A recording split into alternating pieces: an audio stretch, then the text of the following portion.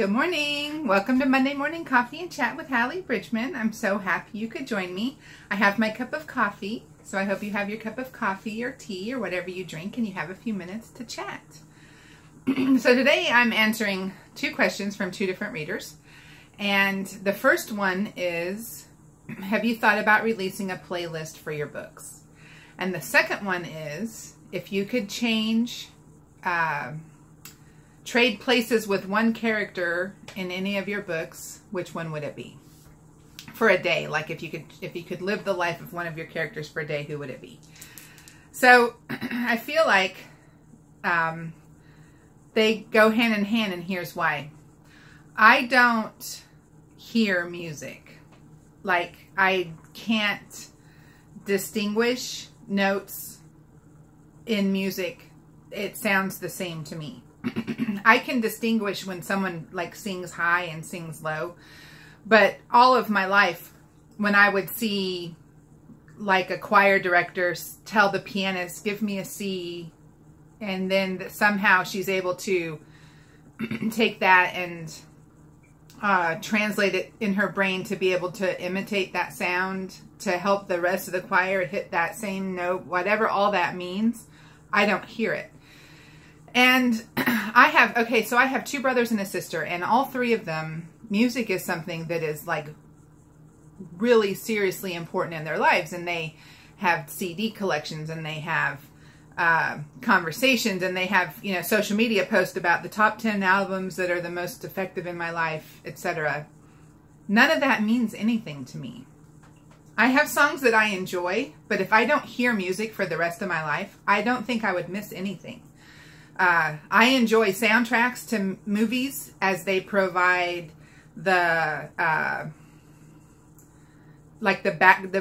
to generate emotion for scenes, and I can feel what the music is doing and I can identify it, but I don't then go by the soundtrack.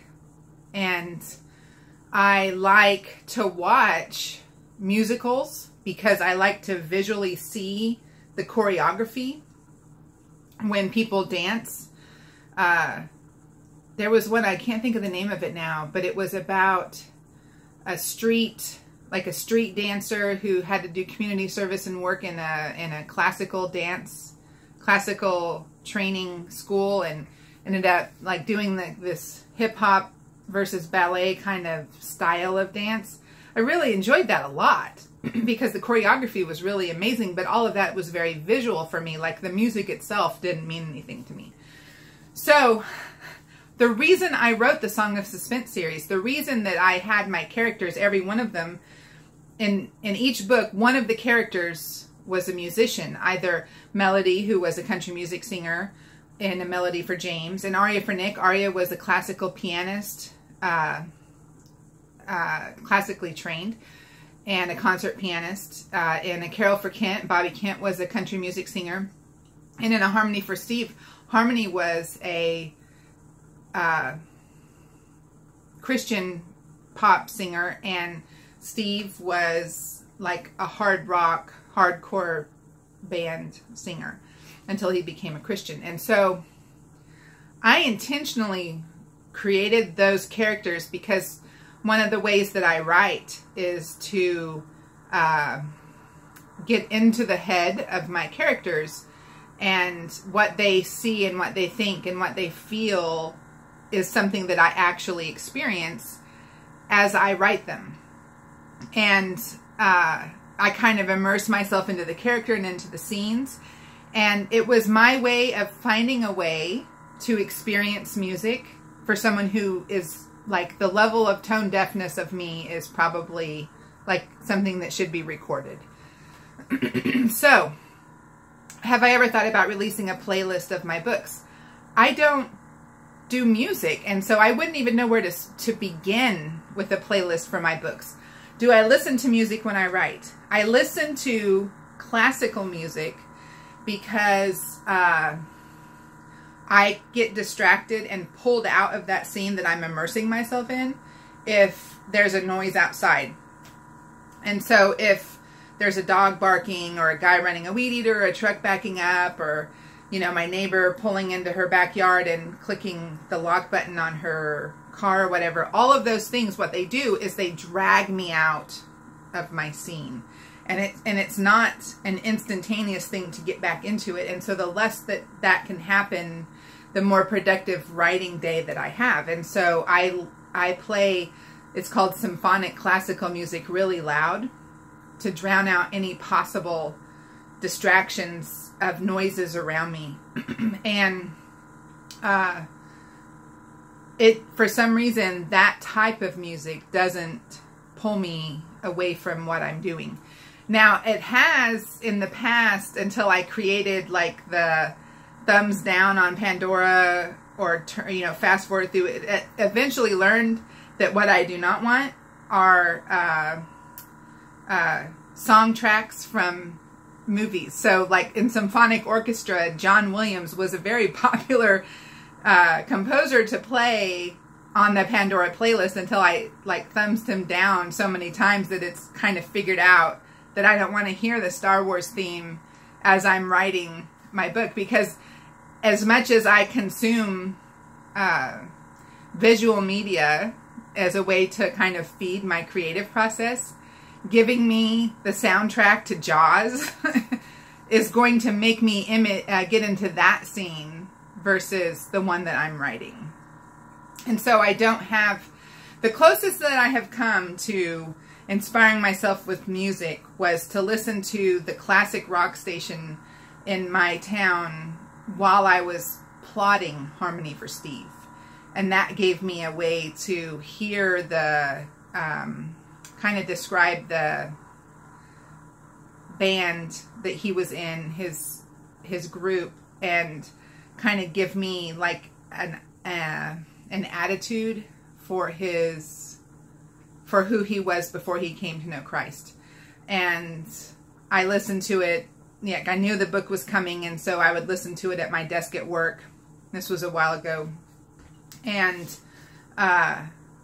eventually stopped listening. Like I eventually got whatever I was looking for, listening to it eventually happened. And so that's the closest thing I have come to even creating a playlist. And the question has intrigued me because I don't even know where to start. I don't know what to give it. I mean, I wish that I could hire someone and say, write some songs and call yourself Melody Mason and go record some songs.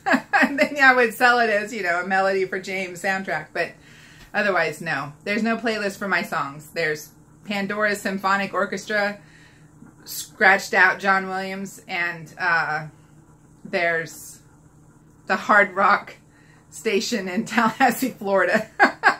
That's the extent of my playlist. So I know that I'm weird with my tone deafness, because the rest of my family is very musical. But I can't read music. Like it doesn't, I can memorize the positioning of the notes, but I can't hear what it shows on the thing in my head. And I can't tell what it's supposed to sound like. Like I can't look at the music, even though I can intellectually read the notes. I can't look at the music and know what it's supposed to be. Like I need, like to sing hymns at church or whatever, I need the music to accompany me or someone else singing with me to even know what the sound should be.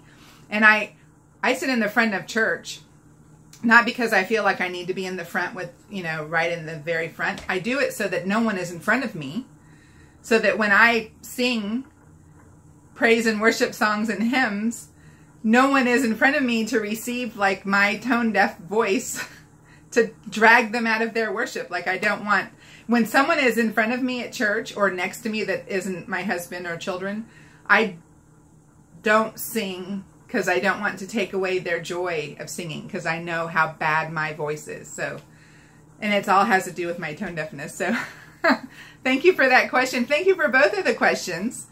And, I didn't answer the second one. So who would I trade places with? I think that I would trade places with Harmony or Melody for the simple purpose of being able to understand what music really means to people other than weird people like me, to be able to understand music. I would love to be able to give them that opportunity. So I look forward to the day in heaven when I have a perfected body, which will include music. So y'all have a great week, and and I will see you next Monday. God bless you.